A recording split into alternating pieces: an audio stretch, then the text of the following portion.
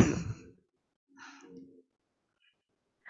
Halo, selamat pagi semuanya. Ya, di sini masih pagi ya. Welcome back with saya Cici, dan co-star kita Mas Ratmono. Kita sebut saja host 1 dan host 2 gitu ya. Ini biar biar kalian agak nyantai juga. Ya, pagi ini sebelum kita mulai ke materi, saya ingin mengajak untuk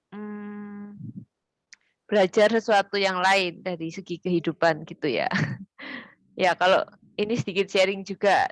Jadi, yang saya pelajari pagi ini tuh tentang bersyukur, teman-teman. Bersyukur itu suatu hal yang sepele tapi kadang dilupakan, gitu ya.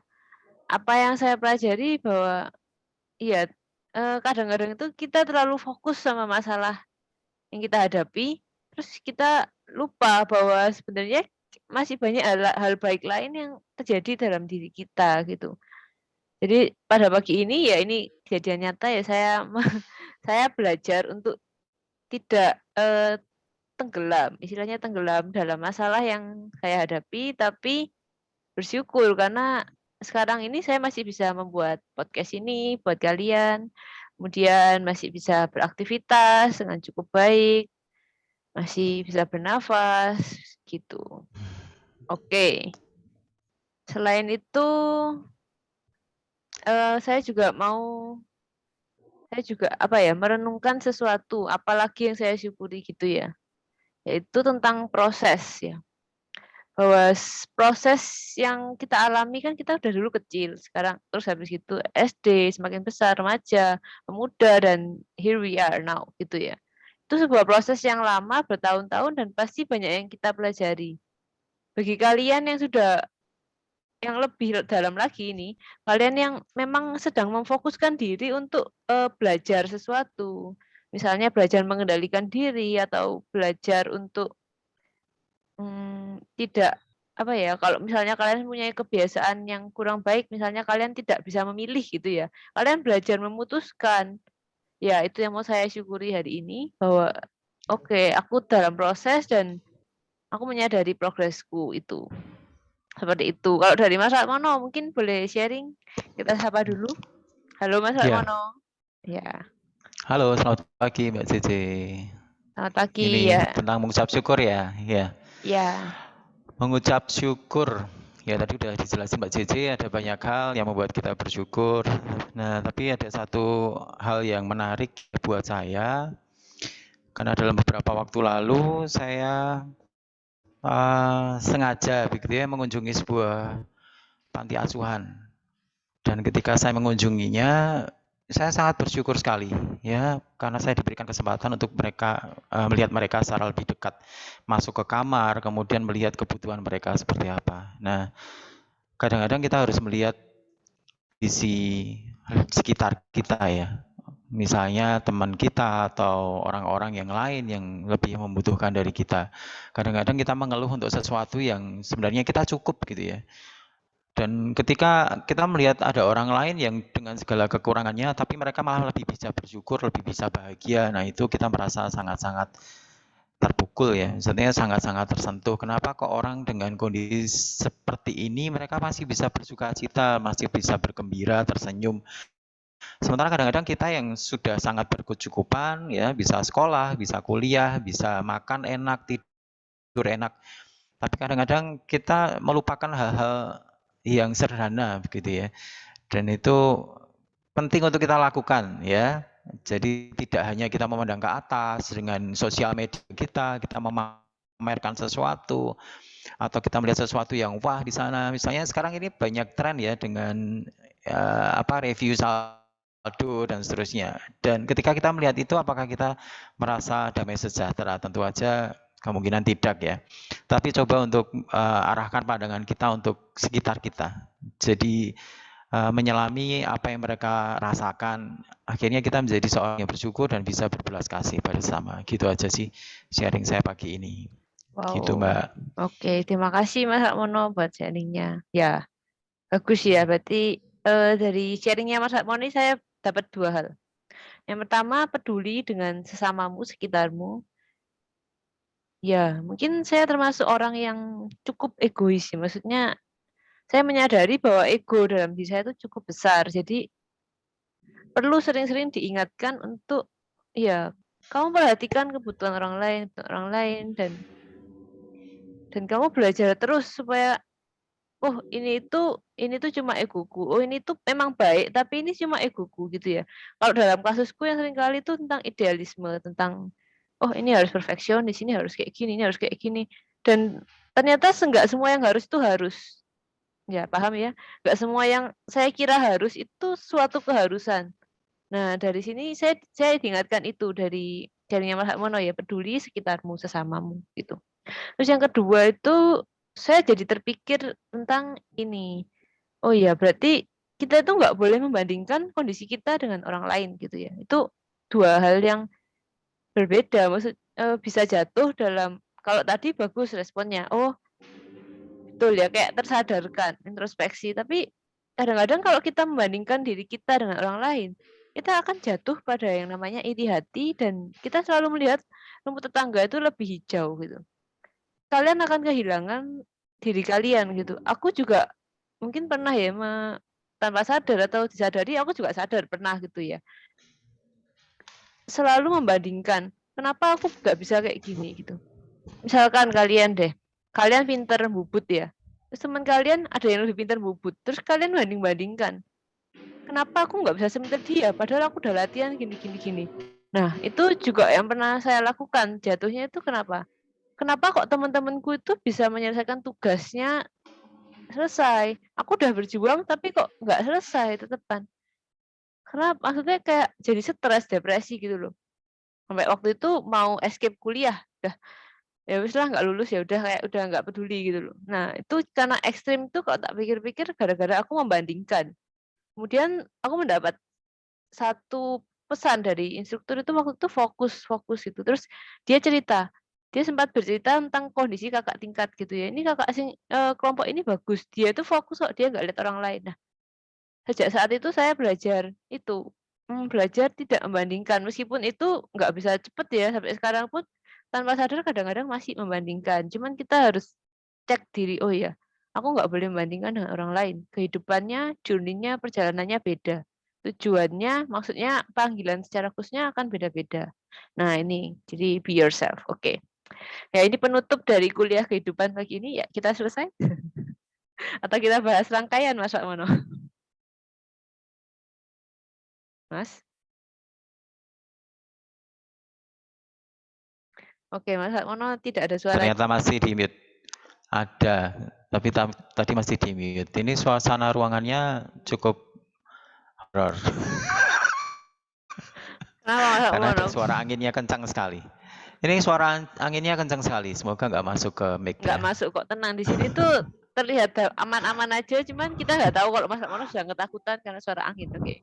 Kalau gitu bisa kita mulai ya. Kita akan belajar tentang rangkaian. Ini suatu bentuk aplikasi dari apa yang kita pelajari di part 1 sampai part 4 yang kemarin-kemarin atau mungkin kalau kalian dengarkan sekaligus ya yang sebelum-sebelumnya gitu. Oke, silakan dimulai Mas Mono. Oke, kita masuk ke rangkaian ya. Betul. Oke, ini siapa yang mau menjelaskan Mbak Cici ini? Jelas Mas Mono, mouse-nya di Mas Mono. Nanti saya nambah aja. Gitu ya.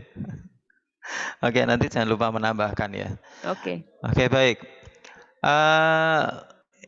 Intinya gini kan, pneumatik itu kan menggerakkan sesuatu. Kita kontrol gerak dan tenaga ya. Ya dengan udara. Nah, berarti dalam kondisi kita menggerakkan sesuatu itu kita harus ngerti ini. Ya, apa-apa aja yang bisa kita pakai untuk menggerakkan. Ya. Kalau rangkaian tapi tidak ada aktuasinya ya buat apa gitu ya. Hanya sinyal-sinyal berputar-putar kemudian tidak ada aktuasinya ya buat apa ya. Nah, di sini bagaimana cara menggerakkan silinder contohnya. Ya, bisa silinder, bisa motor, bisa swivel drive, macam-macam. Nah, di sini adalah contohnya adalah silinder. Nah, ada dua tipe rangkaian nantinya, adalah direct dan indirect. Jadi menggerakkan silinder itu bisa langsung atau secara tidak langsung. Nah, ini maksudnya apa? Nah, yang pertama kita pelajari adalah direct actuation. Nah, direct actuation kalau kita bisa lihat di sini, Ya, ini ada sebuah silinder, single acting silinder, dan di sebelah kanannya adalah double acting silinder. Ya, ingat ya, kemarin kita sudah pelajari mengenai single acting, ya, inputnya satu, sementara untuk langkah baliknya itu menggunakan spring atau tenaga dari luar, misalnya dengan beban, kita ngangkat mobil gitu ya, silinder, kemudian untuk turunnya bagaimana? Ya, berat mobil itu yang mendorong silinder itu balik. Nah, yang kedua adalah double acting silinder. Untuk langkah maju ada tekanan udara, langkah mundurnya ada tekanan udara. Sehingga yang bisa dipasangkan dengan silinder itu adalah tipe valve yang berbeda. Ya, misalnya di sini untuk single acting silinder kita membutuhkan 3/2 wave valve ya, 3/2 wave valve directional control ya, 3/2 way directional control valve itu nama komplitnya. Sedangkan untuk yang double acting silinder menggunakan 5/2 way flow control valve. Ya. Directional control valve. Saya salah sebutnya. Oke, 5/2 way directional control valve, ya. Nah, ketika ditekan dia silindernya maju, ya. Kemudian kalau kita lepas, ya, nanti tekanan udara yang ada di sebelah piston itu akan keluar melewati silencer. Ya, ditekan dia pressernya masuk, ya, panahnya masuk, kita harus membayangkan ini di sebelah kanan sekarang. Kemudian dia bisa masuk ke silinder dan kemudian maju. Wow. Kemudian kita lepas, dia kembali ke posisi ini, tekanan udara yang terkumpul akan keluar melewati silencer. Ya, itu juga dengan ini. Ya, 5/2 wave valve. Kondisinya seperti ini. Tekanan udara itu masuk melewati nomor 2 dan membuat silinder ini di posisi minimal. Tetapi ketika dia ditekan, tek, ya maka bergeser posisi bloknya sehingga 1 akan terhubung ke nomor 4 dan membuat silinder maju. Dan ketika kita lepas, maka kembali ke posisi awal tadi, bahwa 1 terhubung ke 2 dan membuat silinder ini turun. Nah, tombol ya atau aktuasi mekanik lainnya, ini adalah sebenarnya sinyal input ya. Kita mendapat input sinyal dari kondisi sekitar, misalnya dari orang ketika menekan sebuah tombol, atau dari pedal. Atau kalau itu bentuknya roller itu bisa kita pasang di pintu. Nah, itu namanya sinyal input.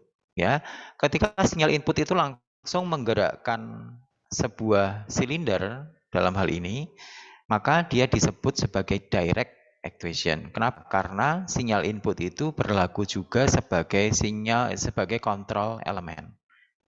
Kontrol elemen, ya. Input itu berfungsi sebagai kontrol.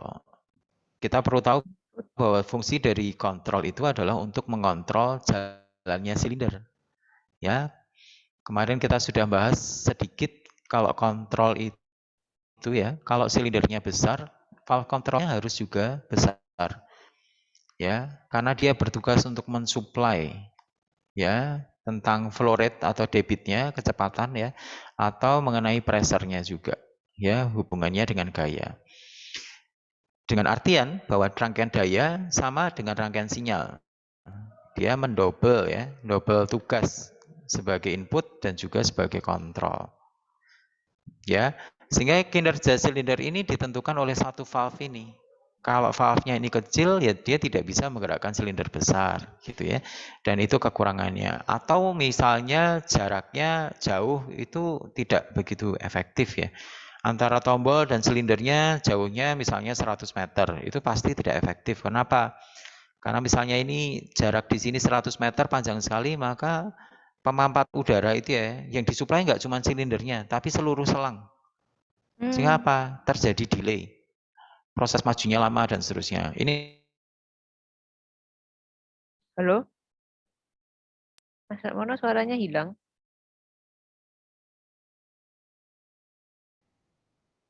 ya.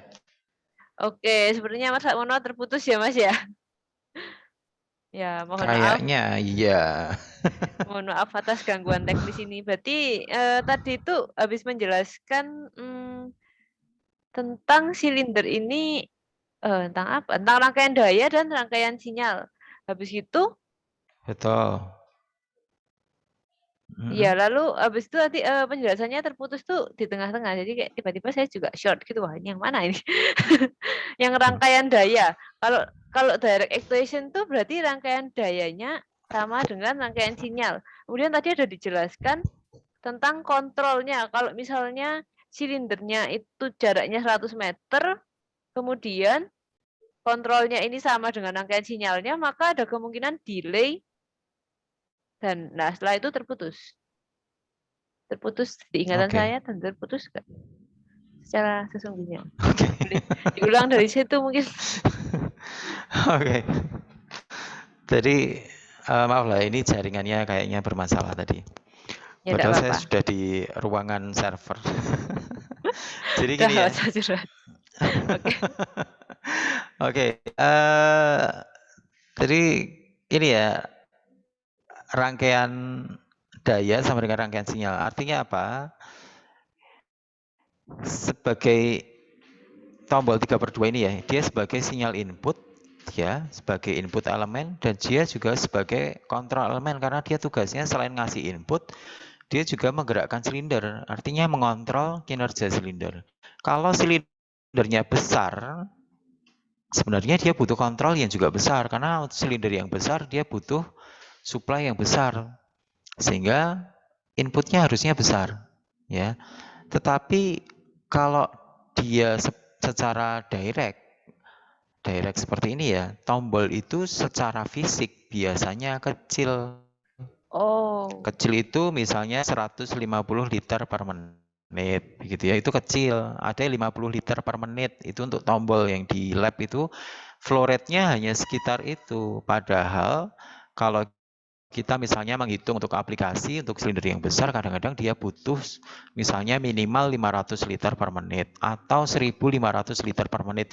Bahkan kalau misalnya ini untuk supply lagi, untuk sesuatu yang bergerak cepat dia silinder besar, maka dia butuh ribuan liter per menit. Maka tipe seperti ini tidak mungkin dipraktekkan begitu ya, karena selalu terlambat karena dia bisa mensuplainya kecil, sementara silindernya butuhnya besar. Gitu ya. Nah, kalau rangkaiannya jarak jauh juga sama, meskipun silindernya kecil. Misalnya ini diletakkan 100 meter dari tombolnya, misalnya sebuah tombol diletakkan di belakang, kemudian ada silinder yang dipasang di gerbang depan untuk membuka sebuah pintu. Nah, 100 meter ini yang dilakukan apa? Ketika kita menekan, maka yang diisi itu nggak cuma silindernya, tetapi seluruh panjang selang. Nah, ini pastinya akan membuang-buang, karena pada saat nanti dilepaskan silinder ini mundur, maka seluruh isi silinder dan isi selang harus dibuang keluar, sehingga ini tidak begitu bagus. Ini kekurangan dari direct actuation. Kalau kelihatannya pastinya tadi ini lebih simpel ya, tetapi ada batasannya. Ini harus untuk silinder yang kecil dan juga tidak terlalu jauh. Ya, jadi ini kinerja silinder hanya ditentukan kinerjanya hanya oleh satu valve saja. Ini adalah direct, ya direct. Nanti ini akan dibahas juga di elektropneumatik. Ya, misalnya kita menggerakkan sebuah lampu yang wattnya besar, apakah kita menggunakan tombol atau tidak, begitu. Jangan terlalu Lebih pelan pelan juga, lagi. Mas. Sedang aja, sedang saja. Gitu. Oke, kalau gitu saya boleh menyimpulkan sedikit, Mas. Kalau saya simpulkan berarti direct actuation ini kelebihannya dia simple, tapi kekurangannya dia itu, Mas. Ya. Nggak apa-apa. Oh ya udah, kalau nggak apa-apa. Oke, berarti kekurangannya itu ada delay saat kalau ditempatkan untuk jarak yang jauh, maka kemungkinan antara sinyal diberikan dengan output bergerak atau actuation atau silindernya bergerak itu ada delay dan boros udara. Seperti itu ya, Mas ya? Bisa. Ya, tapi kalau Bisa terjadi misalkan gitu. dari faktor keamanan berarti apakah boleh jika di latihan-latihan selanjutnya atau aplikasi-aplikasi lainnya jika itu memang simple, bolehkah kita memilih untuk menggunakan direct actuation atau kita harus selalu mengacunya pada indirect? Jawabannya boleh. Jadi itu kan kita harus selalu menghitung ya, kalkulasi tentang untung ruginya ya. Kalau misalnya dengan indirect kan nanti butuh valve tambahan sebagai kontrol. Itu harganya misalnya 500.000. Nah, misalnya kita pasang hanya dengan tombol 1, ya, tanpa kontrol, kan sudah menghemat 500.000 sebenarnya. Gitu ya. Tetapi nanti kita harus hitung dengan jarak, begitu ya, atau supply yang dibutuhkan. Apakah itu bisa kita pasang selalu dengan direct, gitu ya? Ataukah memang harus dengan indirect? Nanti kan harus ada kalkulasi dan pertimbangan, gitu. Oke, untuk Kira-kira aplikasi begitu, ini apakah sudah cukup? sudah sampai sini cukup dulu. Nanti kan ada pembahasan lanjutan. Nah, mungkin di pembahasan lanjutan nanti kita bahas kenapa ini apakah ini bisa dengan direct atau indirect. Mungkin teman-teman juga masih bingung Ya. kenapa direct dan ada indirect gitu. Atau mungkin juga bingung di bagian ini, Mas. Berarti valve 3/2 dan 5/2 itu melekat ya sifatnya ya. Kalau dia yang dikontrol atau actuationnya cuma 1, berarti pasti pakai 3/2. Bentuk actuation seperti apapun. Maksudnya actuation tuh bentuk aktuator seperti apapun. Tapi kalau misalnya yang diatur itu ada 2, pasti pakai 5/2 atau 5/3 atau 4/2. Seperti itu. Atau bagaimana, Mas? Betul. Jadi 3/2 itu melekat ya sama tipe silindernya. Jadi tipe valve itu melekat sama silindernya, itu seperti pasangan. Oke. Kalau single acting itu dengan 3/2 biasanya. Kalau dengan double acting cylinder, dia berpasangan dengan 5/2 atau 4/2 atau 5/3 begitu. Biasanya Oke. seperti itu. Oke. Terima kasih Mas Lakmono. Saya rasa cukup jelas. Tambahan dari saya ini aja. Ini adalah penggambaran yang rapi. Tidak terlalu komplit karena tidak ada nomornya. Dan bagian sini seharusnya itu mendapat air service unit dulu. Maksudnya kalau kalian merancang sistem ya sebaiknya kalau pneumatik ada air service unitnya. Ini kita sederhanakan supaya lebih enak dilihat gitu ya. Supaya untuk visual. Jadi kalian kalau mau meniru secara sistem, konsep, kalian bisa pelajari, tapi kalau kalian bingung kenapa kok ini langsung, nah itu jawabannya. Karena emang kita sengaja sederhanakan, dan kita asumsikan di dalam sini itu ada service unit-nya, cuma asumsi ya. Maksudnya di slide ini, nah ini saya jelaskan disclaimer gitu loh, supaya kalian tidak kebingungan dan Ya. keliru. Oke, kita lanjut ya. Oh, Mas Mono Iya. yang next. Tapi saya nambah sedikit ya, bahwa simbol segitiga itu sebenarnya suatu di dalamnya simbol itu sudah ada proses persiapan udara yang panjang. Nah, sekarang tergantung ya. Jadi kita mulai gambarnya itu dari mana? Kita bisa menggambarnya mulai dari sumber, kemudian kita masukkan ke air service unit kita. Makanya air service unit itu digambar dalam rangkaian. Tapi bisa juga kita misalnya punya satu service unit yang dipakai bersama-sama begitu ya. Dan keluaran dari air service unit itu bentuknya adalah terminal-terminal yang siap dipakai. Nah, kalau kita menggambarnya mulai dari terminal itu, maka simbolnya cukup seperti ini bisa. Jadi ini sangat tergantung dari situasionalnya nanti di lab atau di lapangan begitu. Itu tambahannya aja. Oke, Jadi ya dua-duanya semoga bisa dilakukan. tidak menjadi bingung ya kalian. Kalau kalian bingung, kalian lihat aja ke training unit yang kalian pakai. Kalau kalian pneumatik, kalian ke training unit pneumatik, kalian lihat, amati, observasi apakah ada tambahan air service unit di sana atau enggak. Kalau kalian ke elektropneumatik, kalian amati juga. Kalau ada berarti harusnya kalian pasang, tapi kalau tidak, air service unit utama kita asumsikan sudah di dalam sini, udah lengkap gitu ya, karena itu kayak disimplified banget gitu. Oke, kita lanjut, Mas. Ya. Oke, berikutnya adalah indirect actuation. Ya, indirect actuation. Ini ada sedikit berbeda ya, bahwa kalau kita lihat di sebelah kiri, itu ada rangkaian sinyal namanya, yang tadi ada tombol di situ ya.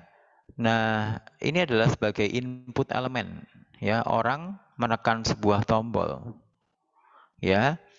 Dan yang terjadi kemudian apa?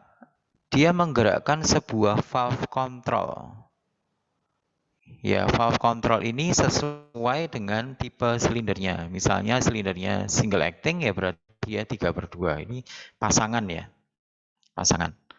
Sehingga yang terjadi apa? Sebuah sinyal itu tidak langsung menggerakkan silinder, tetapi dia menggerakkan valve control. Nah, yang mengatur kinerja silinder adalah valve control itu sendiri. Gitu ya. Nah, di sini kita bisa bandingkan dengan yang double acting cylinder ya. Tombolnya tetap 3/2 ya, tetapi sinyal ini menggerakkan kontrol elemen yang berupa valve 5/2 yang merupakan pasangan dari double acting cylinder tadi. Ya. Nah, sekarang gini, ketika silindernya besar ya, silinder ini besar sekali, maka kita bisa pasangkan dengan valve control yang besar. Kita bisa kalkulasi butuhnya berapa, misalnya 3000 liter per menit flow rate-nya. Nah, kita bisa beli valve yang bisa mensuplai itu, misalnya tidak pas 3000 ya, tapi bisa misalnya 4000 atau 4500 liter per menit. Begitu. Karena kadang-kadang ada efisiensi di bagian dalam ya, itu akan mengurangi sedikit dari perhitungannya. Nah, sehingga apa? Valve ini bisa mensuplai silinder dengan cukup ya. Nah, tugasnya tombol hanya menggerakkan saja sehingga butuh tekanan yang kecil dan flow-nya tidak terlalu besar. Jadi misalnya di sini dipasang selang yang kecil misalnya 4 mm pun cukup. Dan kalau kita pernah coba ya untuk menggerakkan valve ini bergeser itu butuhnya hanya 2 bar saja itu sudah cukup. Tapi bisa juga ini dipisah. Itulah kenapa saya ganti ada 2 supply ya, ada 2 supply. Proses di dalamnya itu terserah ya. Tetapi di sini supply-nya berbeda. Misalnya di sini dikasih diameter selang yang diameter 10 atau pipa bahkan. Ya. Dengan tekanan di sini 8 bar. Flow rate-nya bisa 5000 liter per menit. Itu bisa dilakukan dengan model seperti ini. Dan kalau tipenya jauh ya, pemasangannya jauh, maka silinder ini dan valve kontrolnya itu bisa dipasang sangat berdekatan. Jarak di sini tidak boleh terlalu jauh ya. Seefisien mungkin saja, sedekat mungkin. Ya, tetapi yang kita bisa pisahkan misalnya tombol ini ada di belakang dan rangkaian ini ada di depan. Ya, jarak di sini bisa sangat tinggi sangat jauh nggak apa-apa ya, toh tekanannya tidak terlalu tinggi juga, berarti misalnya hanya 2 kali volume ya, misalnya untuk 2 bar dan tidak terlalu boros juga untuk dibuang-buang begitu. Ini sama prinsipnya ya. Nah, karena dia mengatur kinerja dari sebuah silinder, maka ini disebut sebagai rangkaian daya karena kinerja silinder tergantung dari kontrol valve-nya. Dan yang di sebelah kiri disebut sebagai rangkaian sinyal. Ya, ini ada beberapa hal yang penting tadi sudah saya jelaskan. Ukuran valve menyesuaikan ukuran silinder, yaitu mengenai flow rate dan pressure-nya. Jarak valve kontrol dan aktuator sedekat mungkin. Valve kontrol dan juga aktuator sedekat mungkin untuk efisiensi. Ya, tadi saya sudah bilang yang diisi itu enggak cuma silindernya tetapi juga selangnya. Ya, jadi yang dibuang itu seluruh kompresi yang ada di silinder dan juga kompresi pada selang, maka harus dibuat seefisien mungkin. Kemudian dimensi selang dan port menyesuaikan. Jadi port itu ada namanya fitting ya. Fitting itu memasang selang atau pipa. Itu ada diameternya mulai dari 4 mm, ada yang diameter 6, ada yang 8, 12, 10 ya, ada yang 16, ada yang 20, ada yang 1 inch gitu ya, pipa itu bisa dipasang seperti itu menyesuaikan dari flow rate yang dibutuhkan. Seperti itu Mbak, ada pertanyaan atau tambahan mungkin dari Ya, rangkaian ini? oke. Berarti kalau yang kalau selang yang ada di bawah selang antara valve control dengan silinder itu harus dekat mungkin. Berarti jarak antara sumber udara dengan valve itu juga harus dekat mungkin ya, Mas? Atau beda? Kan itu juga diisi udara nanti.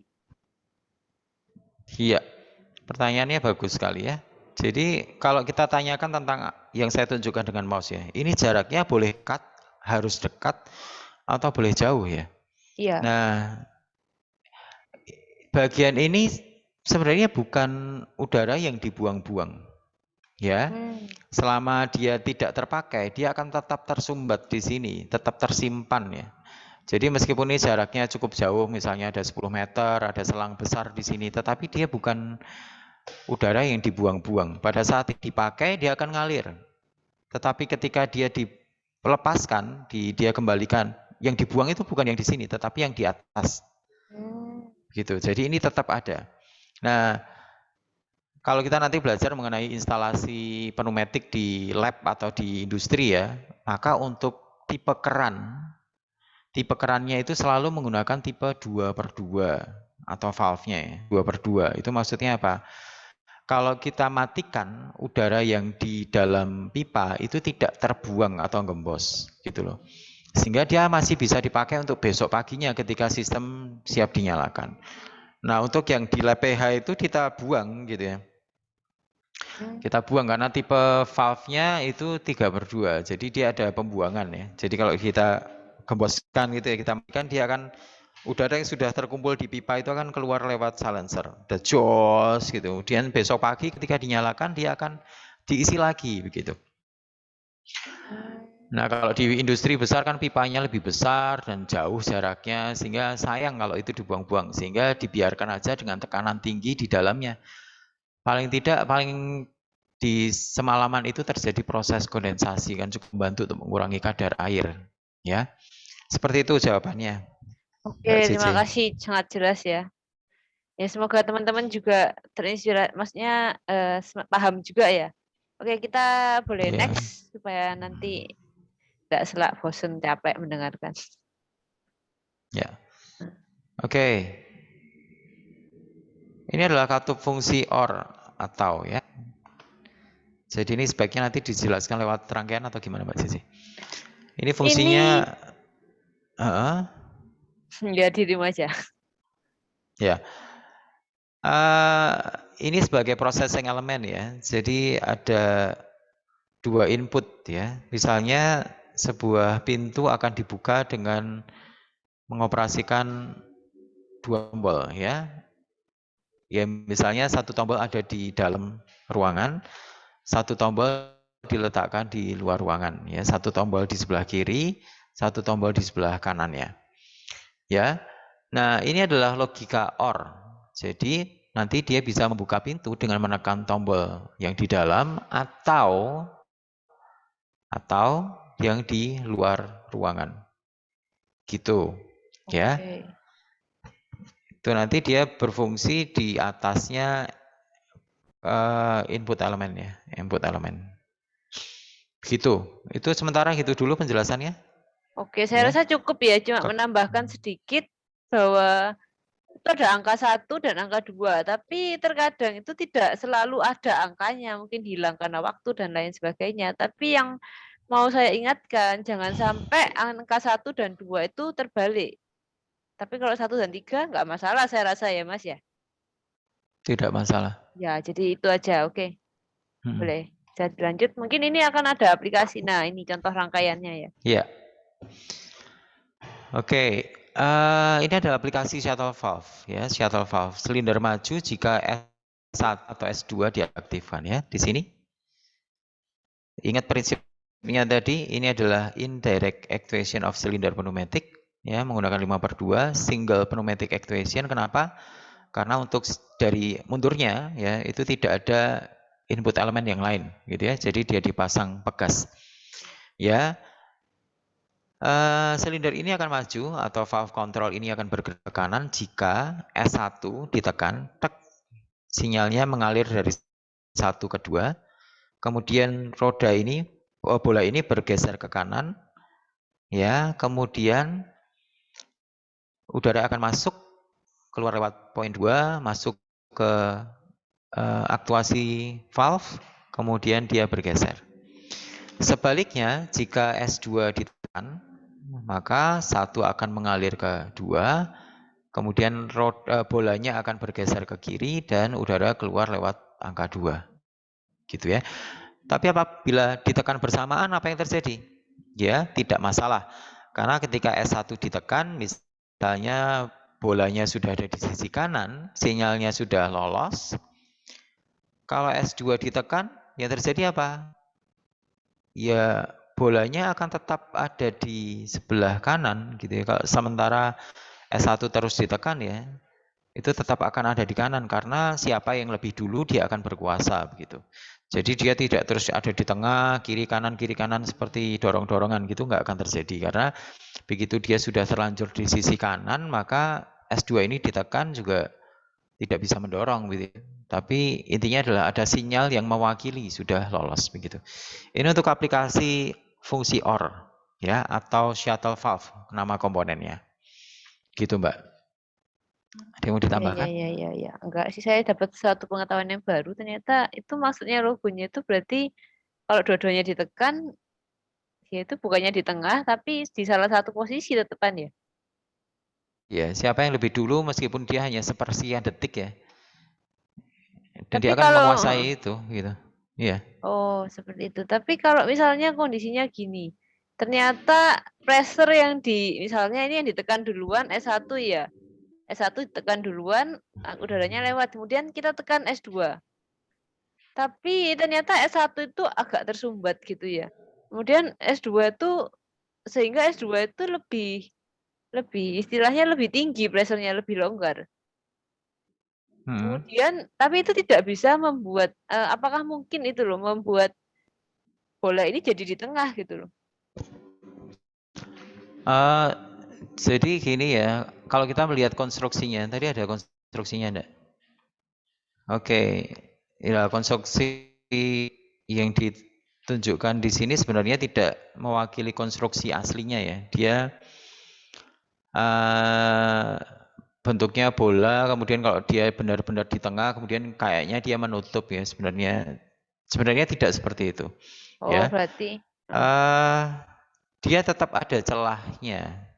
Jadi tidak bisa dia di tengah kemudian menutup jalurnya, tidak seperti itu. Jadi dia lubang yang di atas ini lebih besar oke.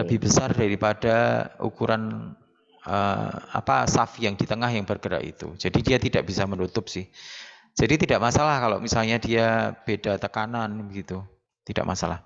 Oke, oke, oke. Saya dipaham sekarang. Gitu. Kita boleh ya, boleh next. Kita next ya. Kemudian kita akan belajar mengenai N. Oke, ini nama Secara kerennya dual pressure valve ya, Mas ya. Oke, silakan betul, lanjutkan. Maaf, namanya saya adalah tak diem aja. mau menjelaskan boleh loh, gantian. Gimana Mbak Cici? Silakan dilanjut aja, Mas, gak apa-apa. Oke, ini adalah dual pressure valve ya secara nama komponennya. Atau kalau di fluid sim pneumatic namanya two pressure valve ya. Two pressure valve. Ya karena ada dua tekanan di sini. Nah, ini kalau kita belajar mengenai ini kita bisa merefleksikan tentang sistem kerjasama begitu ya.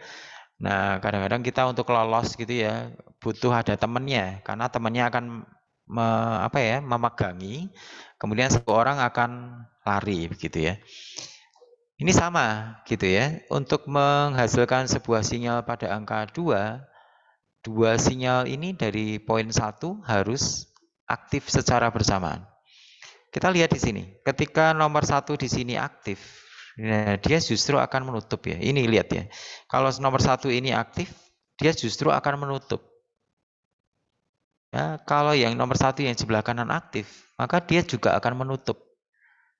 Ya, dia inginnya mendorong tapi dia malah menutup. Ya. Nah, agar dia keluar sinyalnya, maka butuh kerjasama antara dua inputnya. Ya, dua-duanya harus menyala. Satunya holding, ya, satunya meloloskan diri. Jadi tidak penting dari mana dia dapat, misalnya dari S2 atau S2 ya, tetapi yang penting agar dua-duanya nyala dan sinyalnya keluar, begitu. Nah, tetapi karena kalau kita lihat di sini kita perhatikan ya, misalnya proses nomor 1 ada inputnya, kemudian dia gantian pengen menutup. Nah, kadang-kadang ada satu celah udara ini ya, yang udara ini bisa keluar dengan sangat pendek waktunya, sehingga terjadi lepan pek gitu ya. Nah, kadang-kadang ini bermasalah begitu. letupan kecil sebelum ini tertutup sempurna, itu sempat lolos keluar. Nah, kadang-kadang kalau dia dipakai untuk menggerakkan sesuatu, kadang-kadang dia sudah menggeser sesuatu gitu. Jadi menjadi fungsinya tidak terlalu sempurna begitu ya. Kita lihat pada rangkaiannya dulu. Kita lihat di sini ya. Nah, saya jelaskan di sini tadi posisi S1 S2 ada tombol pedal, kemudian di sini ada tombol input 1, input 2 dan seterusnya. Tadi sudah saya jelaskan kinerjanya. Nah, karena tipe tadi yang modelnya ada letupan tadi dan itu cukup berbahaya gitu ya. Maka kadang-kadang N itu kalau sebisa mungkin tidak digunakan gitu. Jadi sebisa mungkin dia menggunakan rangkaian yang modelnya di seri.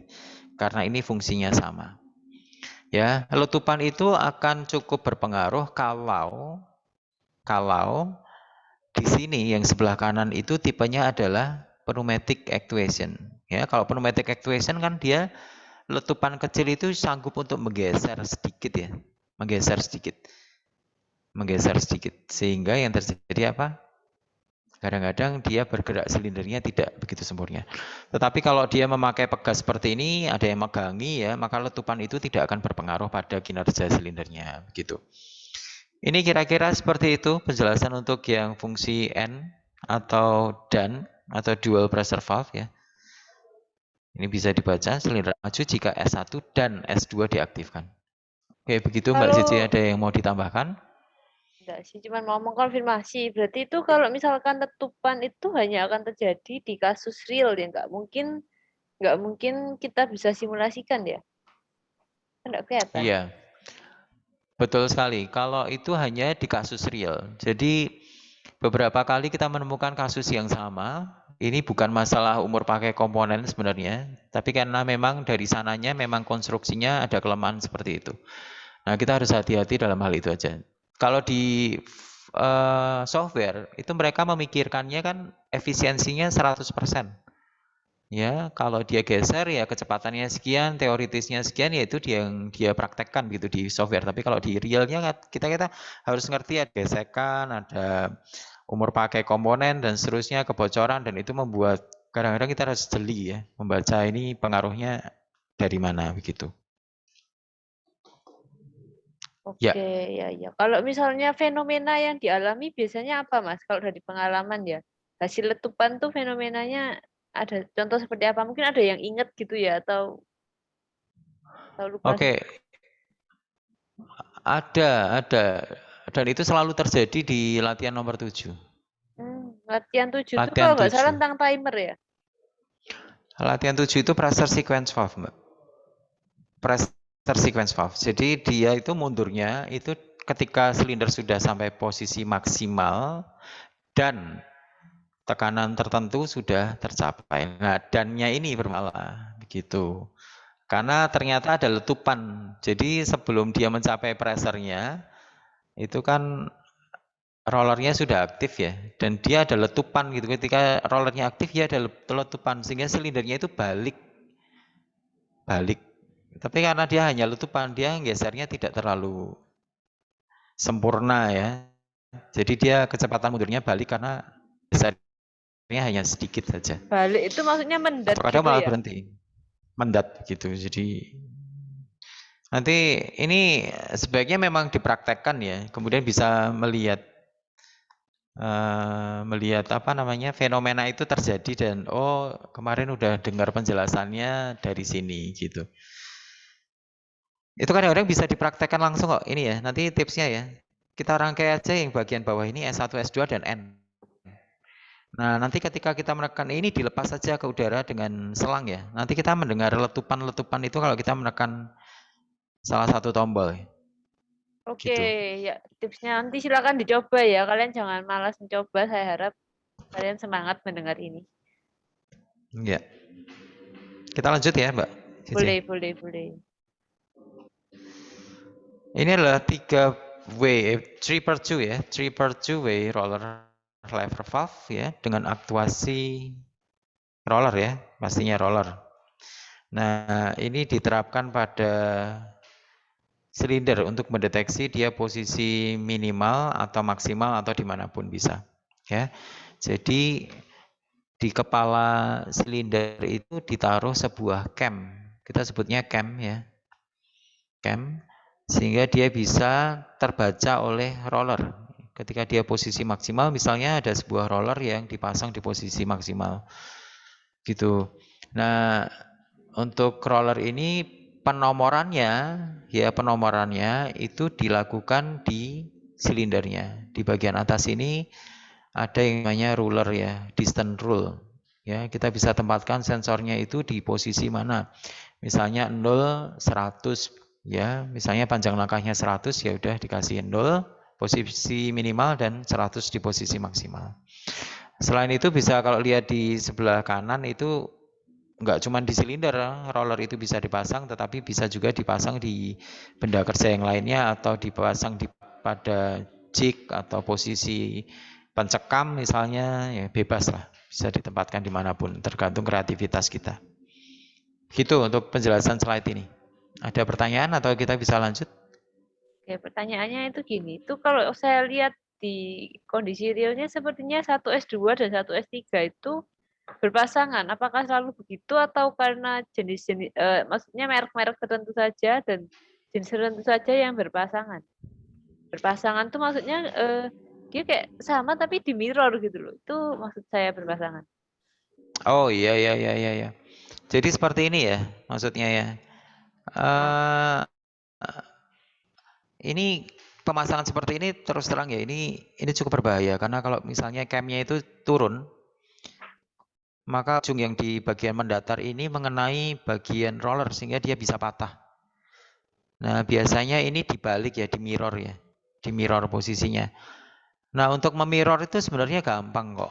Kita bisa bongkar sendiri karena ini bisa kita balik posisinya. Ini posisi kita bisa balik. Kita bisa balik dan posisi di sini ya. Ini kita bisa sesuaikan dengan yang kita butuhkan. Ada lubang lain di sini, kalau enggak ya kita bor lagi aja, enggak apa-apa. Gitu. Dan ini sering kita jumpai di lab kok. Sudah sering kita lakukan juga untuk mengebor sendiri dan memasang secara mirror begitu. Oke. Ya. Tapi kalau beli langsung yang satu pasang gitu bisa juga ya Mas ya, nggak harus ngebor-ngebor sendiri ya? Bisa untuk left, untuk right bisa. Oke, cukup dari saya. Nanti silahkan dicoba maksudnya seperti apa di lab, dipasang dengan benar. Karena hal yang kecil itu seringkali berharga ya. Sebuah pesawat bisa jatuh karena banyak miss-miss kecil yang dilewatkan. Gitu. Oke, lanjut. Sip. Oke, ini sudah masuk ke rangkaian sekuensial ya. Saya coba untuk menjelaskan bagaimana ini bekerja. Cuma nanti kalau misalnya ada yang kurang jelas bisa dicatat pertanyaannya, Mbak. Oke ya. Yep. Oke, yang pertama yang mau saya jelaskan adalah tentang ini adalah diagram sekuensial. Jadi, ketika kita membuat dokumentasi sebuah sistem pneumatik ya, rangkaian pneumatik gitu ya, selalu disertakan diagram sekuensialnya. Kalau kita menggunakan software sebut saja FleetSim dari Vesto, maka diagram sekuensial itu akan muncul dengan nama state diagram ya. Tetapi tidak lengkap dengan penggambaran sinyalnya ya. Ini artinya apa sih? Beberapa sinyal seperti ini penting.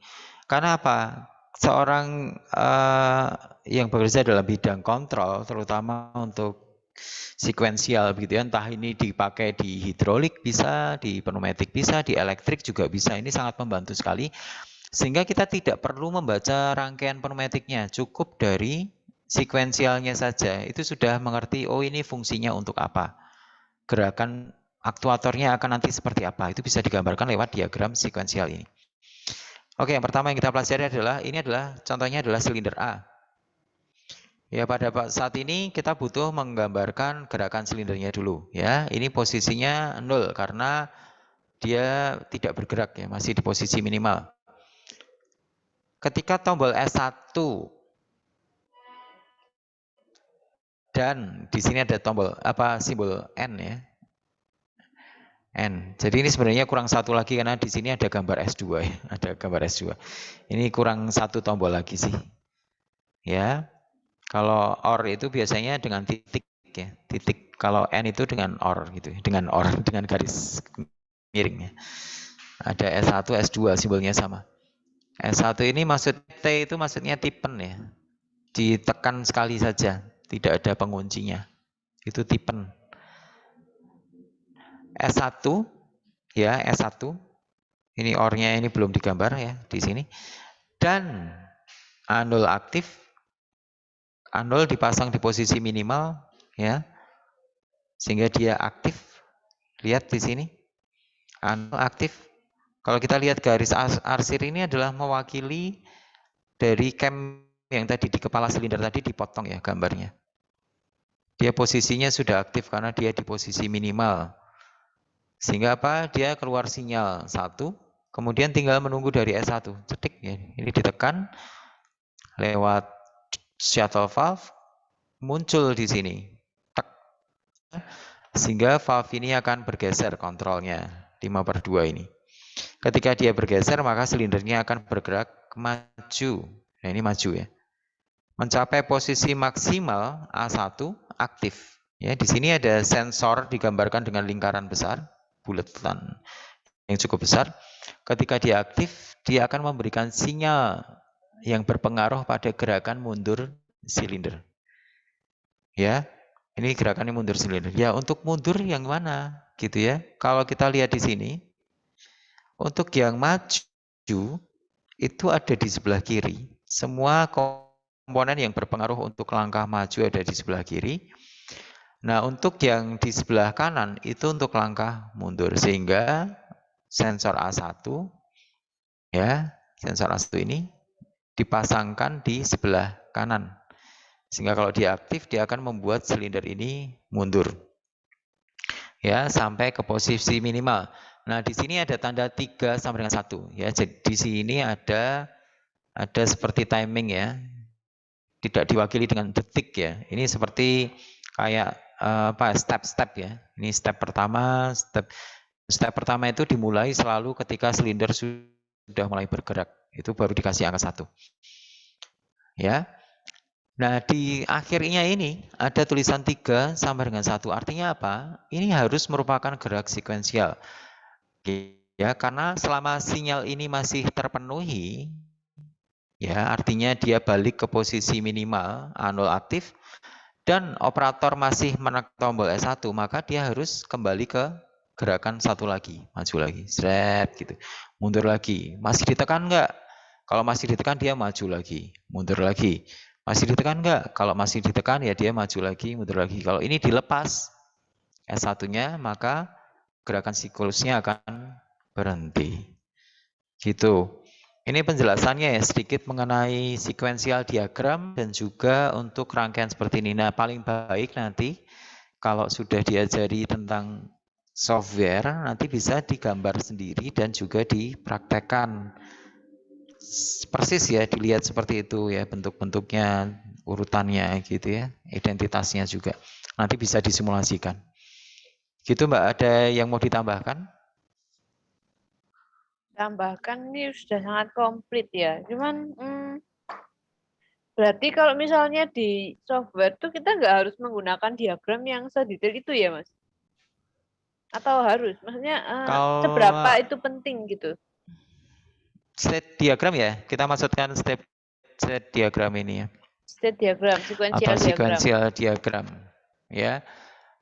Oke, kalau di software memang dia tidak bisa, tidak mampu untuk menggambar seperti ini. Jadi itu tidak bisa dilakukan di software. Tetapi ketika ini di dunia nyata dalam bidang engineering ya, itu harus ada dokumentasi gerakan ini. Sequential diagram itu sebenarnya wajib diberikan. Gitu. Karena bagaimana kita bisa memahami rangkaian seperti ini? Kalau ini kan cukup gampang ya karena masih simpel. Tetapi kalau misalnya ada 5 silinder, 10 silinder dan dia bergerak secara bergantian. Ini bagaimana kita bisa memahami gerakannya, urutan gerakan gitu ya.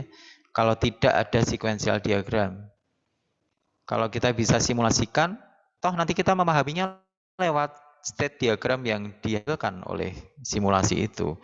Jadi tetap ini harus ditampilkan ya, dibuat gitu. Dibuatnya secara manual, tidak bisa lewat software.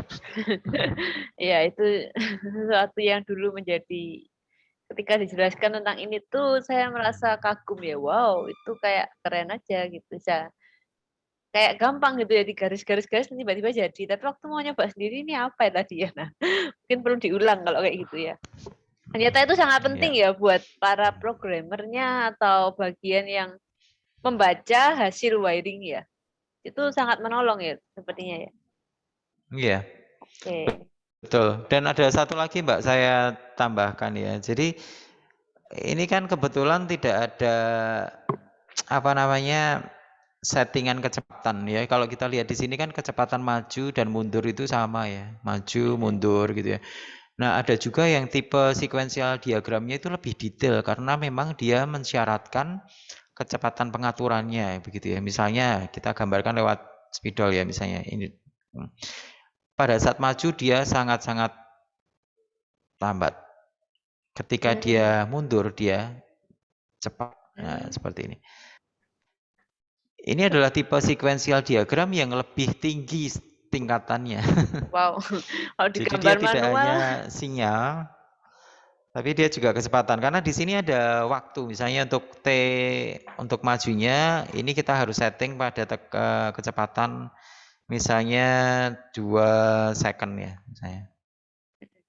Ini ada keterangannya nanti ketika itu jadi panduan untuk setting mesin ya. Kecepatan misalnya, oh ini harus kecepatannya sekian. Kadang-kadang kalau kita ganti fitting ya, kita ganti flow control gitu kan berubah itu settingannya. Nah, orang yang pengen nyeting dari awal lagi kan harus tahu dokumentasinya. Oh ini di settingnya untuk langkah maksimal, minimal sampai maksimal harus dalam waktu 1 detik, sekian, 1,8 detik atau berapa. Itu nanti ada namanya alat ukurnya lah. Oh, Entah pakai stopwatch gitu ya, atau pakai antara pembacaan sensor juga bisa. Oke. Begitu. Oke, lebih jelas. Oke, ini tambahan aja. Oke. Ya, kita selami dulu. Ada lagi? Ya, cukup. Boleh next. Nanti kita ulang kalau nanti silakan diulang ya kalau masih bingung tentang sequence atau enggak. Tapi yang jelas kalau di kalian menggambar di fluid sim entah itu elektropneumatik atau pneumatik tetap dikasih sequential diagramnya supaya kalian terbiasa untuk istilahnya terbiasa untuk mengenakkan job setelah kalian gitu loh. Mengenakkan orang lain supaya orang lain tuh kalau baca tidak bingung, bisa melihat oh ini udah benar, oh ini masih keliru tuh. Oke, ini butuh sesi tambahan untuk membahas sequential diagram. Oke, nanti mungkin Mas Mono akan memberikan sesi tambahan ya. Kita next dulu. Oke.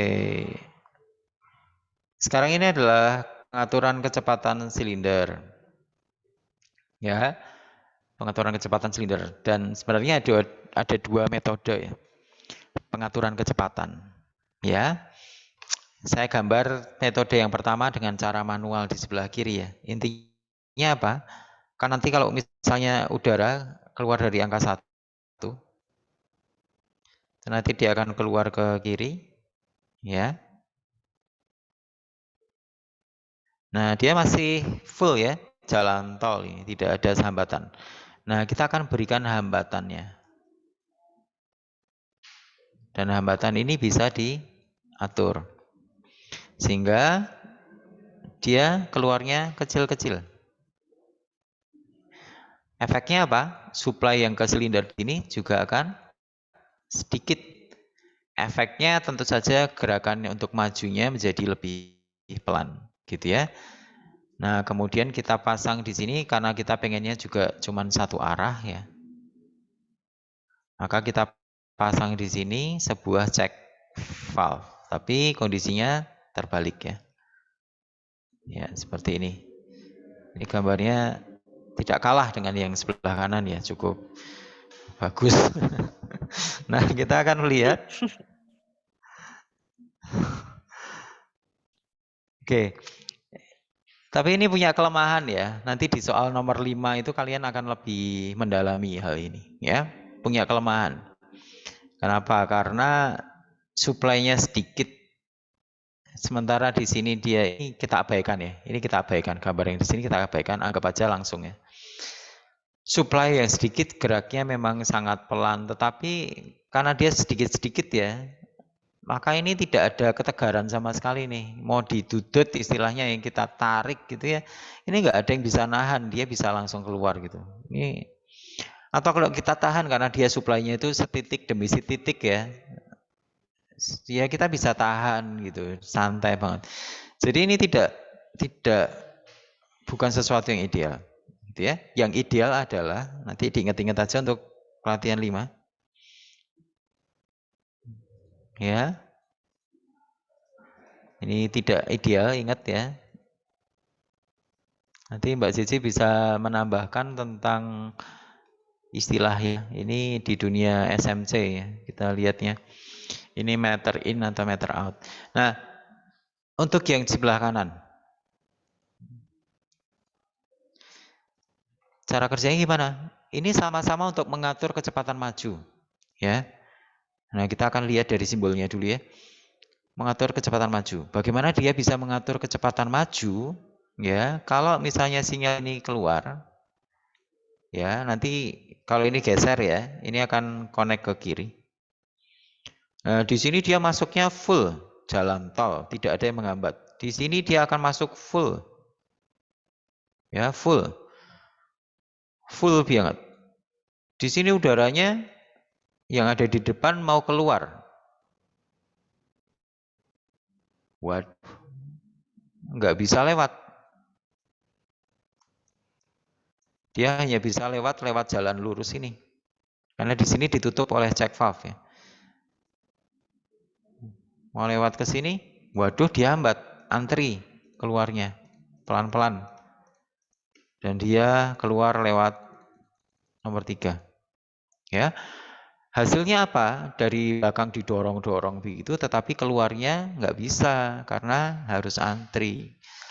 Nah, ini juga efeknya adalah kecepatan silindernya juga akan turun ya, akan melambat gitu ya. Tetapi mana yang lebih baik? Kalau tadi dia tidak ada yang mengholding ya, tetapi sekarang di sini ada yang menjaga. Di sini ada tekanan, di sini mau keluar. Itu juga antri. Jadi di sini juga ada tekanannya. Sehingga apa? Ketika silinder ini maju, di bawah belakang ada tekanan, di depannya juga ada tekanan, maka di sini gerakan silindernya akan lebih stabil gitu. Lebih stabil, relatif lebih stabil meskipun untuk pneumatik itu tidak bisa sestabil itu karena udara kan masih bisa dikompresi. Gitu. Nah, kalian bisa lihat di sini check valve itu one way flow control valve itu seperti ini ya. Ya bentuknya Mas? seperti gambar. Oh ya. Bisa dilihat ya. Nah, di sini ada membran untuk check valve-nya. Jadi kalau dari arah kiri dia nggak bisa lewat, ya, dia bisa lewatnya di sini dan tergantung celah yang kita hasilkan ya dengan memutar skrup, ya memutar skrup, memutar ulir ini. Kalau dia agak menutup ya dia flow rate-nya kecil ya. Oke, ini harusnya tadi titik-titik ya. Ya, kemudian kalau kita ternyata susah menghapus ya, kalau dari arah sebaliknya ya itu daripada dia lewat sini yang hasilnya dia dihambat, nah jadi mendingan dia lewat ini, ada satu lingkaran ya dan dia bisa lewat dengan bebas begitu. Dia prefer ke ini ya, ke check valve-nya, membypass. Itu Mbak sedikit penjelasannya. Semoga cukup jelas. Ya, menarik ya. Nah, ini tadi untuk istilah kan belum dijelaskan, belum dikasih tahu istilahnya ya. Yang ada di sini itu namanya meter out. Nah, untuk istilah ini kalian jangan terus bingung karena meter in, satunya kan meter in, meter out. Nah, kita kembali ke kata meter. Meter itu maksudnya berarti Bentar. pengaturan. Ya, kalau misalkan meter out berarti yang diatur udara yang keluar dari silinder. Meter out, keluar. Kalau meter in, kalau ini posisinya dibalik, itu berarti dia mengatur udara yang masuk. Dah. Kalian kalau lupa nanti seperti itu aja, membayangkan atau mengingat-ingat kembali ya. Ini bisa kalian logika, jadi kalian bisa ingat gitu. Oke, nanti kita akan ada tanya jawab sedikit, nggak tanya jawab ya. Kita nebak-nebaki kalian, tapi secara virtual. Jadi kalian berpikirlah, ini butuh kejujuran kalian banget. Nah, terkait dengan meter out dan meter in. Biasanya kalau kita offline atau offsite gitu ya, kita akan nanya langsung, kemudian mintanya biasanya bingung, terus ya ada yang bingung, ada yang bisa gitu ya. Nah, ini intinya kalian jangan Iya. bingung, kalian harusnya lebih tenang karena kita nggak offside, tapi saya harap kalian tetap memikirkannya sendiri-sendiri gitu. Iya. Betul. Kita lanjut ya, Mbak ya. Boleh. Karena kalau ini penjelasan hanya didengarkan saja tanpa nanti dipraktekkan, pastinya akan tidak bisa ditangkap dengan baik ya. Oke, baik. Kita akan belajar untuk yang berikutnya. Ini mengenai quick exhaust valve. Mirip dengan simbolnya Shuttle shuttle valve. valve ya. Ini shuttle valve mirip sekali, tetapi yang berbeda adalah ada pilot line, kemudian ada pembuangan di sini dengan silencer. Fungsinya apa? Mempercepat pembuangan udara pada silinder. Akibatnya kecepatan silinder lebih maksimal. Nanti ada videonya juga. Ya, kita akan lihat pada rangkaian. Semoga ada ya. Nah, setelah ini. Ya. Oke. Saya ganti dengan pen dulu. Ya. Pada saat langkah maju, ini langkah maju ya.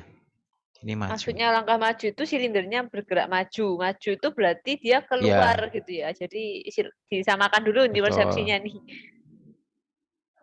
Ini maju ya. Maju. Ini kalau ini bergeser ya, valve kontrolnya, udara dari input ini kan keluar lewat sini, kiri. Ya, kemudian melewati quick exhaust valve ini. Prinsipnya sama seperti shuttle valve, dia akan menggeser rodanya ke kanan. Kok roda sih? Bola. Bola ya. Ya. Kemudian dia naik ke atas, hampir tanpa hambatan, ada hambatan sih ya. Karena konstruksi bagian dalam quick exhaust valve ini. Pastinya flow rate-nya pasti akan berkurang lah ya. Oke, dan quick exhaust valve itu ada dimensi-dimensinya, ada yang kecil, ada yang besar gitu ya, tergantung dari flow rate yang mau dihantarkan. Oke, kemudian dia naik ke sini, ya anggap aja tidak ada hambatan, ya, kemudian dia maju, normal. Tetapi ingat, ketika dia maju di sini, ada tekanan di sini yang harus keluar, tekanan udaranya. Ini harus keluar, dia mencari jalan yang paling mudah karena di sini dihambat, lewat sebelah kiri cek valve, tidak bisa, terpaksalah dia di sini antri keluar. Sehingga kecepatan majunya kalau kita gambarkan adalah slow. Ya, ini silinder A. 60% tuh ya, Mas. Tergantung aturan. Ya, tergantung aturannya ini. Ya, tapi 60% bukaan 60% itu kadang-kadang tidak bisa diterapkan secara Presisi ya. pasti ya, secara presisi pada wah 60% berarti kecepatannya 60% juga gitu ya. Tidak seperti itu. Jadi ini hanya menggambarkan saja ya. Oke. Oke, nah ini jelas ya, kira-kira seperti itu langkah majunya lambat. Nah, sekarang kita mau untuk langkah mundurnya bagaimana? Ya, ini daripada ruwet, tak hapus dulu. Nah, sekarang kita bahas yang masalah langkah mundur.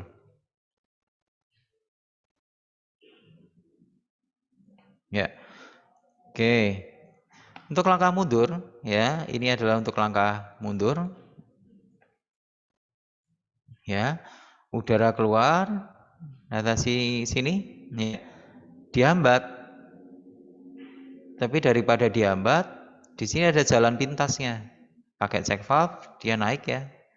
Sehingga dia bisa keluar tanpa hambatan, hampir tanpa hambatan, tetapi pastinya ini flow rate-nya pasti berkurang. Masuk di sini ya. Dengan kecepatan penuh ya. Ya 10% lah gitu ya. Nah, kemudian ketika dia sedang ada di ini posisinya tadi di depan ya. Saya lupa menggambarkan nih. Pistonnya ya. Posisi pistonnya kan di depan tadi. Ini tak hapus dulu. Oke. Terakhir sekali. Ya, di sini. Ya. Dia mau ke belakang.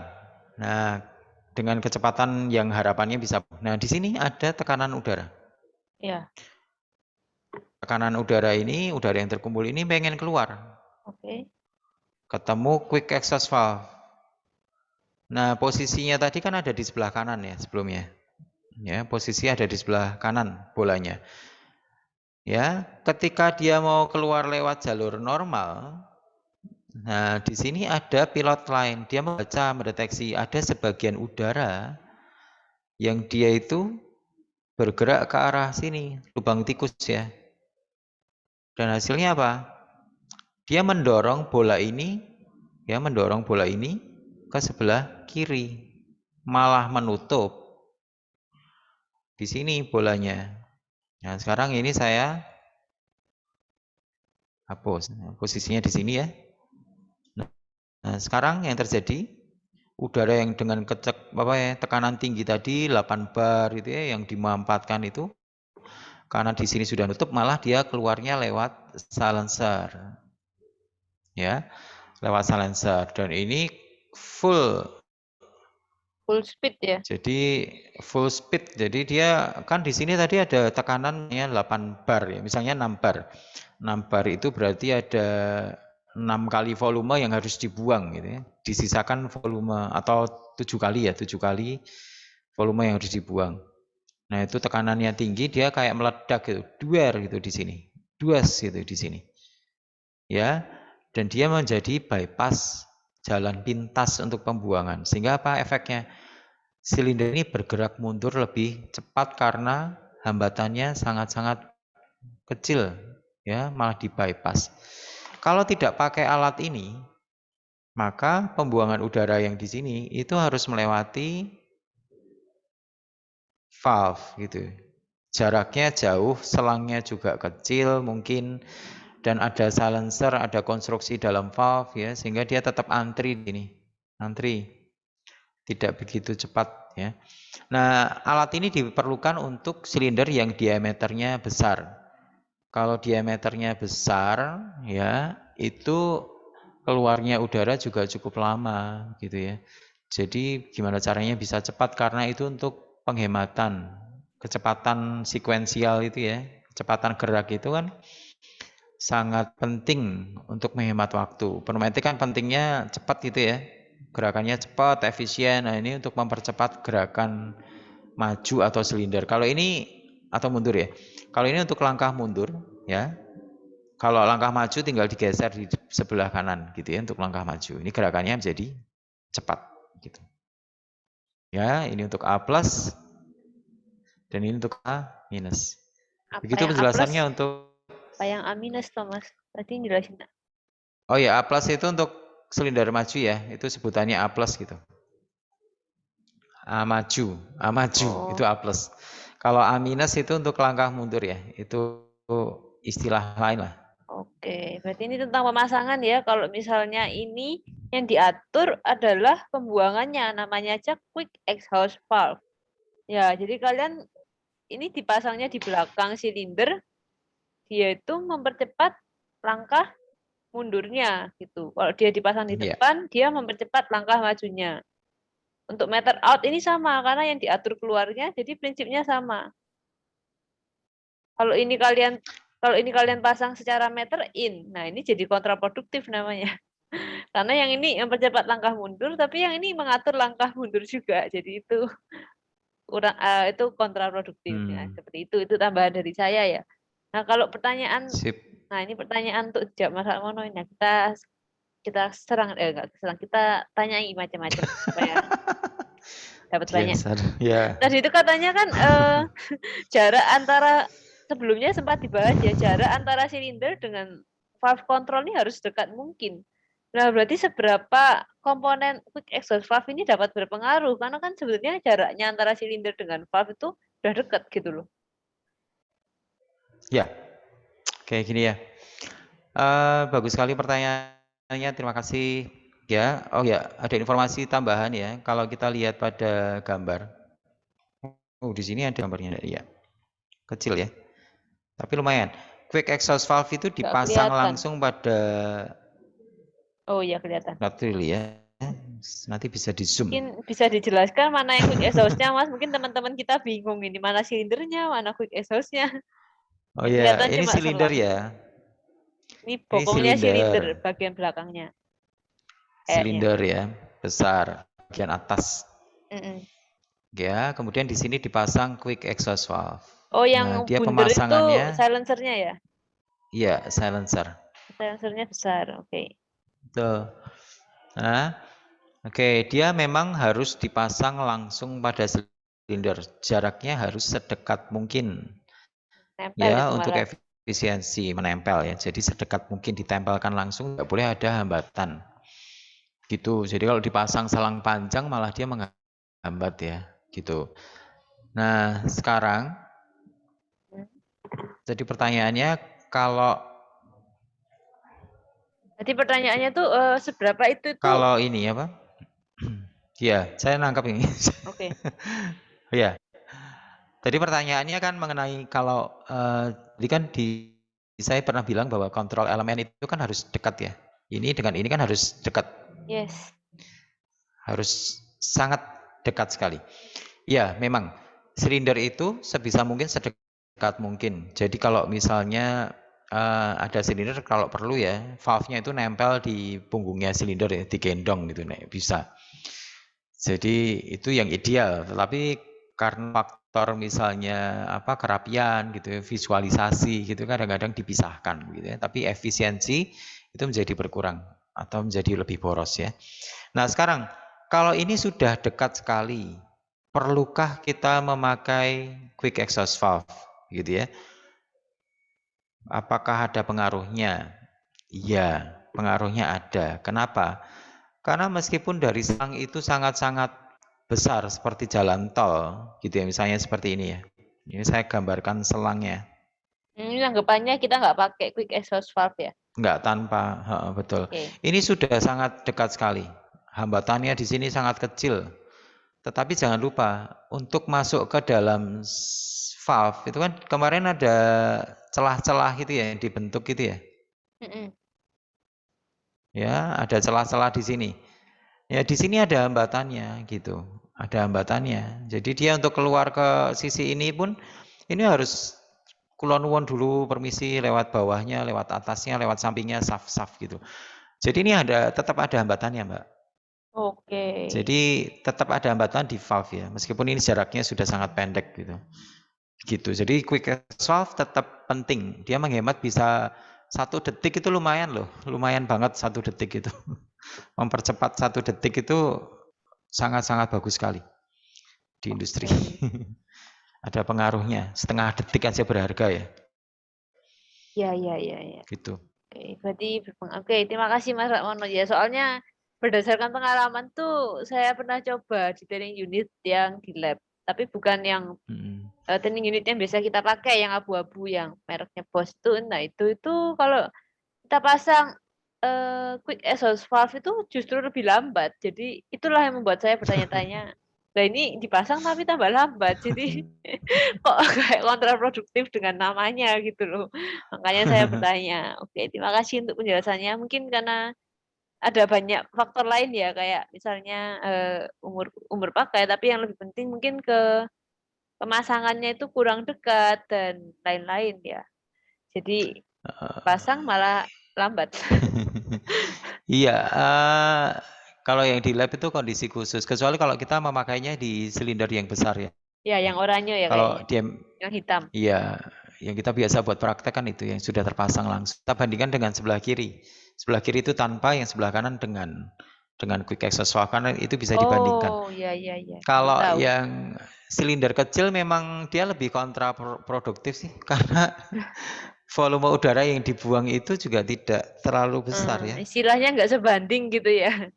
Itu Nggak sebanding, ibaratnya kita percuma beli gitu. Ferrari hanya untuk pergi dari kos ke kampus itu kayak nggak sebanding gitu Iya, ya. Oke, oke, oke. Ya, iya, saya paham. heeh. Oke, Gitu. oke. Satu lagi Mas Mono pertanyaannya terkait quick exhaust valve. Ini resiko apa yang mungkin terjadi atau bagaimana kejadiannya jika kita terbalik memasangkan antara 1 dan 2? Mau Risiko ya. atau kondisinya seperti apa gitu loh. Apa yang terjadi saat saya kebalik memasangkannya seperti itu. Kalau ya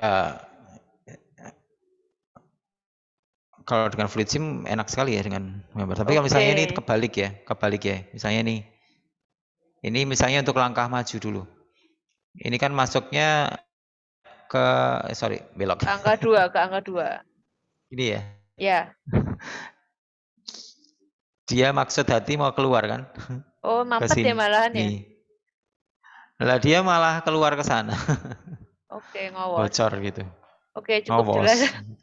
Ya, yang tahu penjelasannya sangat simpel tapi cukup jelas ya. Jadi kalau kalian melihat fenomena yang aneh saat kalian kompetensi atau mungkin kalian mencoba, oke, tenang dulu. Mungkin kalian terbalik gitu loh karena ini ada kondisi yang seperti itu gitu. Oke, terima kasih Mas. Betul, betul. Ya, kondisinya bisa Kalau macam-macam ya. Kalian harus menabung pengalaman. Gimana Mas Akmono mau nambahin apa iya. tadi?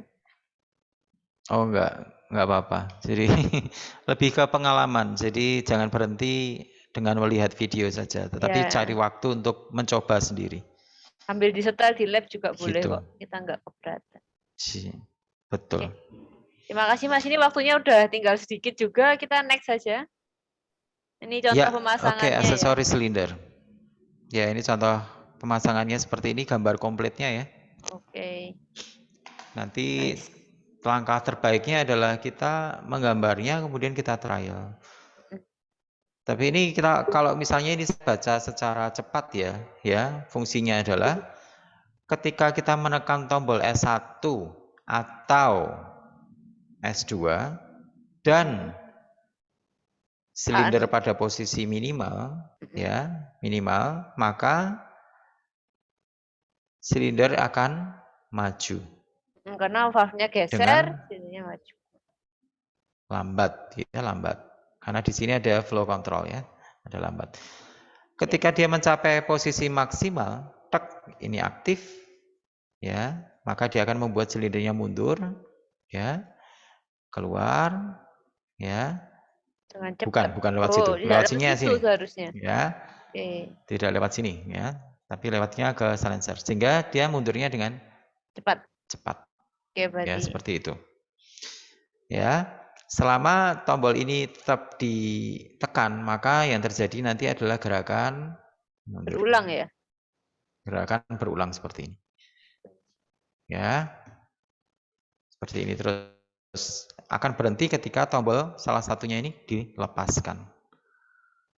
Gitu. Ini untuk penjelasan yang aksesoris silinder ya, yang rangkaian ini. Mau lanjut dulu? Ini slide berikutnya masih ada atau tidak ya? Tentang Kita coba terakhir ya. Tentang timer. Masih ada. Tapi sebelum lanjut, Timer. pertanyaan ini. Back sebentar. Tadi kan Ya. berarti kan kalau kita aktifkan itu misalnya itu kan ada air service unit ya. Kalau air service unitnya itu kita kondisikan on, udara mengalir, berarti seharusnya kondisi awal silinder itu diam ya, tidak bergerak kan? Ya, itu pertanyaan atau? Ini pertanyaan. Oh ya, itu diam. Oke, tapi kalau misalnya dia tiba-tiba ternyata sudah langsung maju, itu gimana? Itu kita harus ngeceknya dari mana? Bagaimana kita mulai mengeceknya? Ini jadi panjang pertanyaannya ya, jawabannya Mas. Oke, kadang-kadang ketika ini kita on kan, ini kan sudah siap ya. Mana sih? Sudah siap udaranya sudah siap di masing-masing ya, mau nunggu keluar. Kalau di sini dia ada pegas. Kalau ada pegas dia aman ya, karena dia langsung di posisi masing-masing tuh. Sudah standby di posisi masing-masing dengan kondisi tertutup ya. Ini nggak masalah ya, ini sudah aktif tapi kan nunggu dari sinyal kiri. Nah, yang jadi masalah adalah ini ya. Kalau kondisinya kebetulan dia posisi ini persis ya, itu dia posisinya minimal itu ya. Dia posisi silindernya di posisi minimal tidak bergerak. Tetapi kadang-kadang karena dia tidak ada pegasnya ya, kadang-kadang kita lepas komponen, kita taruh di box itu kondisinya itu dia ada di sebelah. Jadi ini kalau saya gambar secara cepat ya. Kadang-kadang itu dia posisinya itu geser ya di sebelah ini. Nah, dia posisinya itu ada di sini pagi hari itu. Oke. Jadi kayak initially udah on gitu ya? Sudah on. Jadi dia itu maju lagi langsung. Dia langsung on gitu. Karena posisinya dia langsung terkoneksi di sebelah kiri. Langsung on. Tetapi ketika dia sudah pakai mencapai posisi maksimal, dia akan mereset posisi ini lagi dan dia kembali ke posisi minimal. Dan itu udah benar. Nah, kadang-kadang itu yang terjadi. Jadi nggak usah khawatir, maju dulu nggak apa-apa, nggak usah panik, gitu ya. Kemudian kalau dia malah maju terus bagaimana? Pasti ada yang salah, gitu kan? Ada yang salah. Nah, salahnya itu di mana? Nah, salahnya itu bisa karena karena posisi ini terbalik gitu. Jadi kita salah mengidentifikasi mana port 2, mana port 4 gitu ya? Betul, betul. Nah, ini alternatif kondisi A ya. Atau yang terbalik adalah posisi aktuasinya. Yang kiri jadi sebelah kanan, yang kanan jadi sebelah kiri. Ya. Jadi kita cukup untuk membalik salah satu. Ini kondisi B. Yang mau dibalik itu kondisi A-nya atau B-nya. Tapi saran saya kita harus disiplin dengan bahwa di sebelah kiri itu untuk langkah maju ya. Dan di sebelah kanan itu untuk langkah mundur. Oke. Jadi pastikan yang kita rubah adalah bagian outputnya gitu. Ya. Itu nanti tipsnya di lapangan kayak gitu. Oke, gini satu lagi Mas. Itu kalau misalkan ada kondisi A, kondisi Yes. B. Tapi kalau misalkan kondisi A kebalik, kondisi B kebalik, berarti harusnya logikanya kan kayak minus ketemu minus jadinya plus kan. Gitu nggak sih? Iya, betul. Kalau sama-sama terbalik ya benar ya. Oke. Kalau sama-sama terbalik malah benar, enggak apa-apa. Cuman mungkin yang ngecek ya jadi bingung ya. Loh ini kebalik. Ternyata kebalik Jadi dua-duanya. bingung karena maksud hati itu harusnya salah tapi malah benar. Oke, saya bisa paham. Oke, sekarang kondisi ada kemungkinan lain nggak? Misalnya ini, kalau misalkan S1 itu kita lihat sekarang normally close ya. Kalau normally close di pneumatik itu kan berarti dia tuh kebuntut, nggak bisa lewat udara. Air juga gitu, kalau close di awal berarti nggak bisa lewat. Tapi kalau di elektrik kan agak beda. Normally close itu justru kita bisa mengalirkan ya, benar ya? Nah, Ya. kalau misalkan mungkin nggak sih komponen S1 ini tuh kita bolak-balik antara normally close dan open sehingga tanpa sadar itu kondisi awalnya tuh normally open gitu loh. Atau itu pasti komponen yang berbeda, kalau beli emang harus, oh saya mau beli yang normally open, saya mau beli normally close, dan itu nggak bisa ditukar-tukar gitu. Jadi kondisinya gini, biasanya tombol itu yang tersedia di pasaran itu normally close ya, seperti ini. Ini paling banyak di pasaran.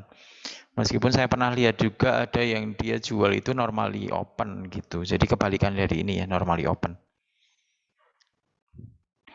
Nah, kalau kita pengen merubahnya kan gampang sekali ya.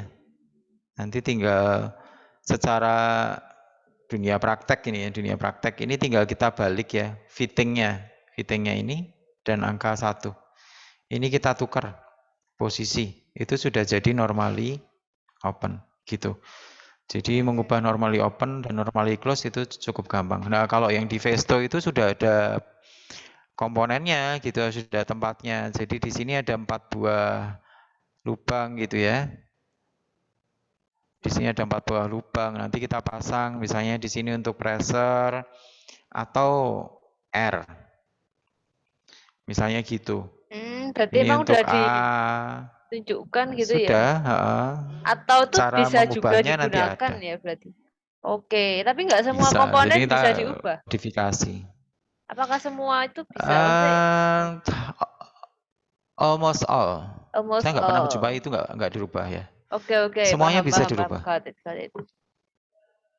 Oke, saya rasa cukup di slide ini kita boleh next karena ini waktunya udah terlalu molor ya. Saya juga minta maaf kalau ini jadi terlalu panjang. Tapi kalau emang capek, kalian istirahat dulu nggak apa-apa. Kalian pause nanti dilanjutkan lagi ya. Gitu ya.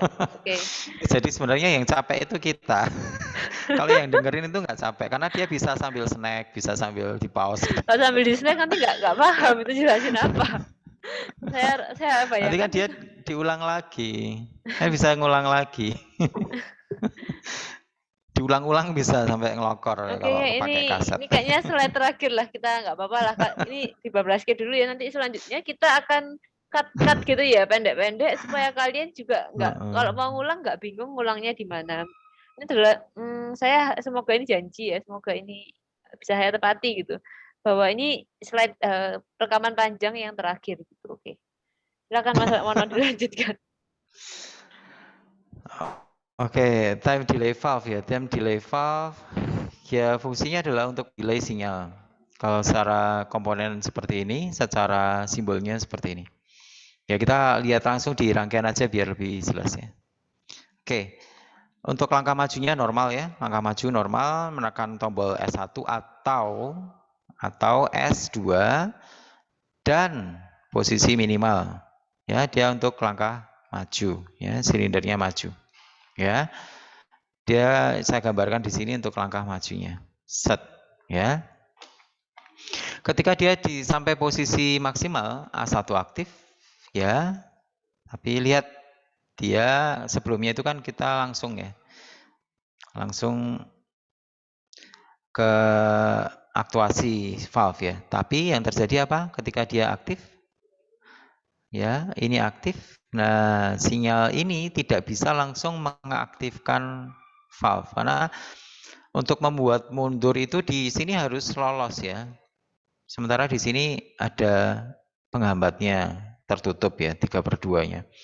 Nah, yang terjadi apa? Dia pengen mendorong ya, tapi tidak bisa karena dihambat. Kita pengen lewat jalur pintas tidak bisa.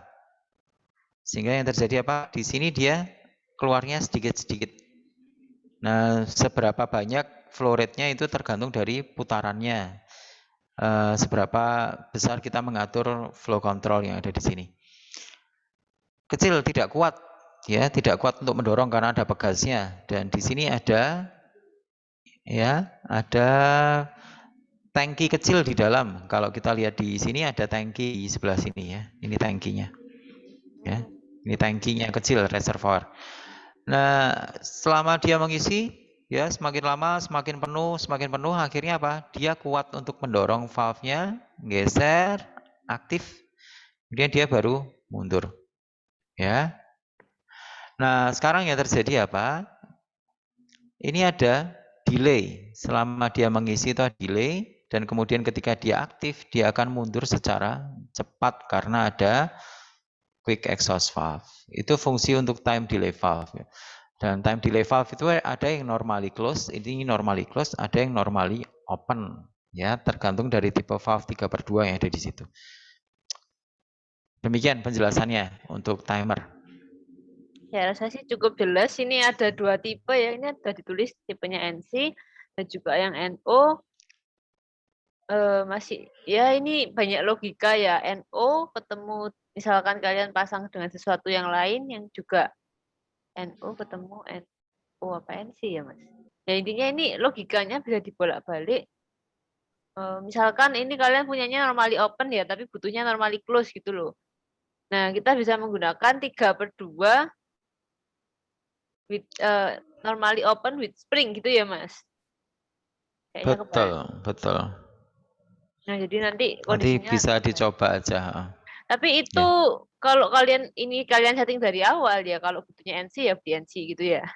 Kemudian timer itu ada beberapa model ya, model. Jadi maksudnya ini komponen timer, tapi ada bentuk yang kayaknya lain, tapi itu juga timer. Nah, kalian nanti pahami, ini konteksnya kalau di admin kalian bisa kami selama ini masih punya dua. Yang satu udah tipe yang agak lama itu yang merek Vesto kotak. Nah, itu mungkin lebih susah mengaturnya, tapi itu bisa kalian coba dua-duanya ya. Ini untuk menambah pengalaman aja. Mungkin kalian nanti kerja akan menemukan timer yang bentuk lain atau metode yang lain. Karena kalau kalian bisa bayangkan juga, oh ini tuh sebenarnya nggak terlalu presisi gitu ya. Karena sangat tergantung dari flow control di dalamnya. Kalau flow controlnya mekaniknya udah nggak terlalu bagus ya, bisa jadi kalian memutar sedikit itu berarti banyak. Oke, itu aja tambahan dari saya. Gimana Mas? Sudah cukup? iya, sudah cukup, Pak. Oke, oke, sudah cukup ya. Terima kasih sudah mengikuti perkuliahan kali ini. Terima kasih sudah menyimak. Semoga ini menolong kalian untuk belajar, memahami ya. Ya, akhir kata saya ucapkan selamat belajar dan kembali lagi kita masih Indonesia. Salam satu nusa, satu bangsa.